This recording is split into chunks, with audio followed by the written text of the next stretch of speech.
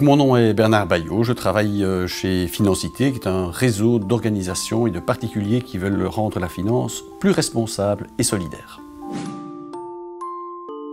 Nous parlons plus volontiers de monnaie citoyenne, dans le sens où ce sont des monnaies qui sont vraiment créées, imaginées par les particuliers, souvent, c'est vrai, sur un niveau local, mais pas spécialement. Il y a également des monnaies citoyennes qui ont des niveaux beaucoup plus larges que local.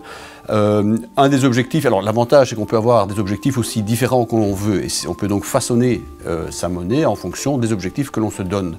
Mais c'est vrai que souvent c'est destiné à relocaliser l'économie, c'est-à-dire à favoriser des circuits courts dans une zone géographique limitée, qui est la zone en fait d'échange de ces monnaies locales.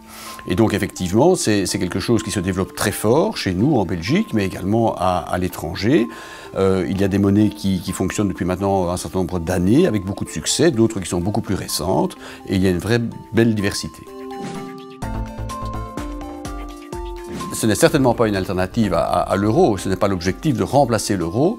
L'euro peut très bien fonctionner et de manière très correcte sur un certain nombre de choses, comme par exemple l'acceptation, on part en vacances à l'étranger, il est clair qu'on ne va pas prendre sa monnaie locale pour aller payer ses vacances. Donc l'euro est accepté partout, par exemple c'est un de ses grands avantages. Donc l'euro va sûrement continuer à exister, mais à côté de ça, les monnaies locales sont destinées justement à des échanges locaux dans une zone géographique limitée, donc c'est vraiment tout à fait complémentaire par rapport à la devise officielle.